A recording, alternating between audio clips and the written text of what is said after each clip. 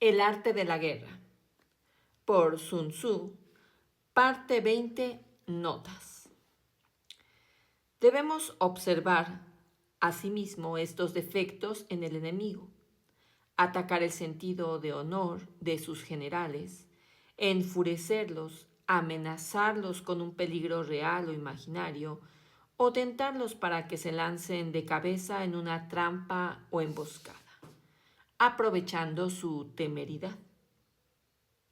El ejército en marcha, Shin Yun, se divide en dos partes extensas. En la primera, Sun Tzu se ocupa de nuevo del terreno y de 4 posiciones distintas, que deberemos adoptar según nos encontremos en montañas, ríos, pantanos y marismas, o en terreno llano. También describe los lugares más peligrosos para un ejército y aquellos en los que se debe extremar la prudencia, los llamados territorios celestes. La segunda parte del capítulo se ocupa de la semiótica o el lenguaje de signos de la guerra. Como podemos saber, gracias a diversos signos, en qué situación se encuentra el enemigo y si es momento propicio para atacar o permanecer a la espera. Sun Tzu recomienda que siempre nos situemos en la posición más elevada y en zona soleada, pero sin alejarnos demasiado de los valles. Las razones son más o menos evidentes. Ves al enemigo con claridad. Desde lo alto puedes observar los movimientos del ejército rival y descubrir sus intenciones.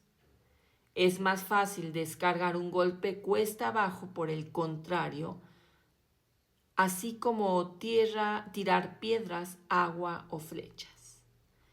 En las alturas, el aire suele ser más sano y su movimiento impide que se propaguen las enfermedades.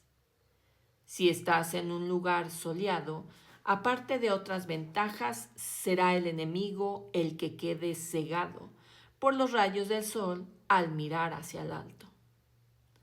Sin embargo, es en los valles donde suele encontrarse alimento, agua y hierba para los caballos y otros animales, por lo que no conviene quedarse aislado en zonas montañosas. Como señala Lionel Gilles, que hay que acampar en elevaciones, pero no en lo alto de las colinas. En los ríos conviene situarse en la parte alta, ceder al enemigo la baja, en primer lugar porque es más fácil navegar corriente abajo. Además, si estás en la parte inferior, el enemigo podría envenenar las aguas fluviales o abrir los diques y provocar una inundación que arrase tu campamento y haga zozobrar tus barcos. En cuanto al consejo de atacar al ejército enemigo cuando cruza un río, es una de las estrategias más repetidas de la antigua China y se empleaba ya antes de Sun Tzu. Se supone que en la antigüedad este tipo de artimañas estaban prohibidas por la ley del honor, como se cuenta en la célebre anécdota del duque Xiang de Song, quien en el año 638 impidió a su general atacar las tropas de Chu cuando estaba cruzando el río, a pesar de que las fuerzas enemigas eran superiores. La consecuencia de esta cortesía fue la derrota total de las tropas de Song. Mao Zedong afirmaba con vehemencia que ellos, los comunistas, no eran como el duque de Song. Las zonas de marismas son terrenos muy peligrosos, de los que conviene huir cuanto antes. Las plantas acuáticas cercanas revelan el terreno, es más o menos firme y poco profundo. En la versión de El arte de la guerra encontrada en Jin Wen Han hay un pasaje bajo la epígrafe Formas del terreno, que se compone de dos partes, una dedicada a las colinas y otra a los pantanos. Mantén las colinas y las elevaciones a tu derecha. y a tu espalda mantén el agua y los pantanos frente a ti y a la izquierda. Como se ve, la posición recomendada no es la misma en lo que se refiere a los pantanos que la versión transmitida por la tradición. Literalmente, la muerte delante, la vida detrás. Pero los comentarios son casi unánimes al considerar que esas expresiones se refieren a terreno en descenso delante y terreno elevado atrás. Debemos buscar el mejor terreno para que los carros y la caballería se desplacen. En cuanto a tener tierras elevadas a la derecha, se cree que era por la posición del escudo, que se sostenía en la mano izquierda, de manera que el soldado quedaba protegido por ese lado y contaba con la protección de la montaña en el derecho. Sun Tzu emplea de nuevo el argumento de autoridad, que en China se llamaba Dai Yan, usar el pasado para justificar el presente. El emperador amarillo, Huang Di, es un monarca legendario al que se considera antepasado de los chinos. Según la tradición, vivió o reinó entre el 2697 y el 2597.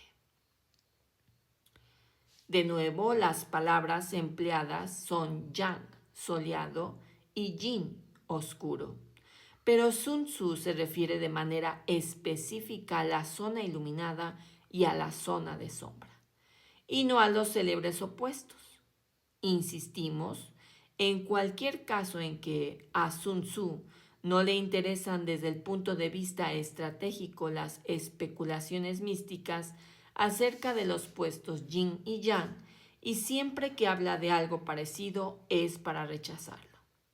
Esas concepciones, si aparecen con algo más de fuerza en el arte de la guerra 2 de Sun Bin, supuesto descendiente de Sun Tzu. Siempre es preferible que sea el enemigo el que encuentre cerca de los terrenos peligrosos, porque además de evitar nosotros el peligro, podemos situar al enemigo entre la espada y la pared, es decir, entre nuestro propio ejército y el terreno peligroso. Ciertos terrenos son peligrosos porque lo permite el enemigo, esconderse o aprovecharlos para tendernos emboscadas y trampas. El buen uso de las recompensas y los castigos es fundamental para un general y para gobernar un estado, como ya dijo Sun Tzu en el primer capítulo. Su uso excesivo puede revelar que se están dando recompensas para evitar motines, o que se castiga porque se ha perdido la autoridad moral sobre el ejército. El estratega debe ser capaz de leer los signos creados a propósito o sin querer por el enemigo.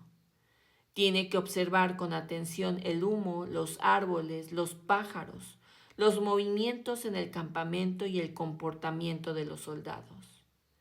Es un arte que se puede comparar con lo de Sherlock Holmes, del mismo modo que el célebre detective leía los signos de la escena del crimen, Sun Tzu lee los del campo de batalla. Las descripciones de cada signo son tan explícitas que no precisan de una explicación. Ahora bien, hay que recordar que cualquiera de ellos puede convertirse en su inverso y que debemos evitar dejar señales visibles de nuestras intenciones o acciones. Por otra parte, si el enemigo sabe que nosotros interpretaremos estos indicios de la manera que aquí se describe, entonces puede fingir esas acciones para engañarnos. Y como es evidente, también podemos fingir nosotros y crear signos falsos. Aunque todos los signos sean favorables, nunca debemos confiarnos, pues pueden ser falsos y además el enemigo, a pesar de encontrarse en una situación desfavorable o incluso desesperada, quizás esté dispuesto a luchar